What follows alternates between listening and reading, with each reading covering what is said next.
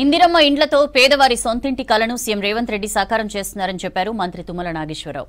ఖమ్మం నగరాన్ని అన్ని రంగాల్లో అభివృద్ధి చేస్తున్నామని తెలిపారు. ఖమ్మం నగరంలోని 46వ డివిజన్లో సీసీ రోడ్లు, డ్రైన్లకు శంకుస్థాపన చేశారు. రోడ్ల విస్తరణకు ప్రజలు సహకరిస్తే ట్రాఫిక్ కష్టాలు ఉండవన్నారు మంత్రి తుమ్మల.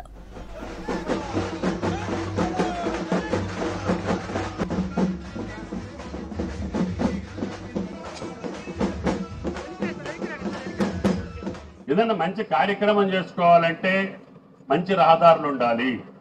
ఆ రోజు బైపాస్ వేస్తా అంటే నన్ను విమర్శించారు. ఈరోజు బైపాస్లో కూడా ట్రాఫిక్ జామ్ అవుతుంది. నేను అందుకని ఇంకొక రింగ్ రోడ్ వేయాల్సి వచ్చింది. ఇప్పుడు దానికి కొన్ని 100 కోట్లు ఖర్చు అవుతుంది. అయినా సరే నా ఖమ్మం, నా పట్టణానికి సౌకర్యం ఉండాలి, నా ప్రజలకు సౌకర్యం ఉండాలి, నా ప్రజలు ఆనందంగా ఉండాలనే కోరిక తప్ప నాకు వేరే ఆలోచన ఉండదు అని చెప్పి మీకు ఈ సందర్భంగా మనం చేస్తున్నాం. ఇవాళ నుంచి వర్షాలు కూడా తగ్గిపోతున్నాయి. దయచేసి మంచి వర్కింగ్ సీజన్ మీకు 7-8 నెలలు ఉంటుంది. ఇప్పుడు మీరు మొదలుపెట్టిన పనులన్నీ పూర్తి చేస్తే ఇంకా డబ్బులు కావాలంటే ముఖ్యమంత్రి గారిని అడిగి ఇంకా 200-300 కోట్లు ఈ ఖమ్మం పట్టణానికి తీసుకొస్తానని చెప్పి కూడా ఈ సందర్భంగా మనం మీరే పంపించారు. అమృత్ కింద 220 కోట్లు పంపించారు. డ్రైన్స్కి, అదేవిధంగా అండర్ గ్రౌండ్ డ్రైనేజీకి ఒక 1250 కోట్లు పంపించారు. ఇంకా చాలా కార్యక్రమాలు చేసుకునేవి ఉన్నాయి. పేదలకు ఇళ్లు కట్టేది ఉంది.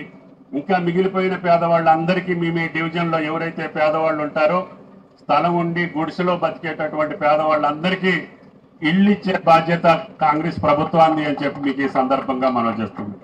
రేషన్ కార్డు లేకపోయినా లేదు, ఏదైనా ఆరోగ్యం బాగలేకపోయినా సీఎం రిలీఫ్కి ఇప్పటికే 10 కోట్ల రూపాయలు ఖమ్మం నియోజకవర్గానికి ఇచ్చారు. 10 కోట్లు. మీ ఇంట్లో ఎవరికి అనారోగ్యం వచ్చినా ముఖ్యమంత్రి గారి సహాయ నిధి నుంచి మీకు 10 కోట్ల రూపాయలు శాంక్షన్ చేశాం.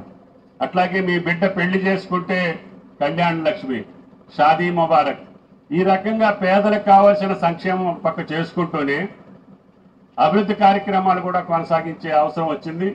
దానికి కూడా ఆర్థిక పరమైన సమస్యలున్నా ఖమ్మం పట్టణ ప్రజలకి ఏ లోటు లేకుండా చేసుకుందామని చెప్పి ముఖ్యంగా కార్పొరేటర్లు, ఆ డివిజన్ బాధ్యులు డివిజన్లో తిరిగి ప్రజల కష్టాలు చూసి ఆ కష్టాన్ని తీర్చేటట్టుగా మీ యొక్క రాజకీయం ఉండాలి తప్ప ఇప్పుడు కూడా తప్పులు చేయొద్దని చెప్పి మిమ్మల్ని ప్రార్థిస్తూ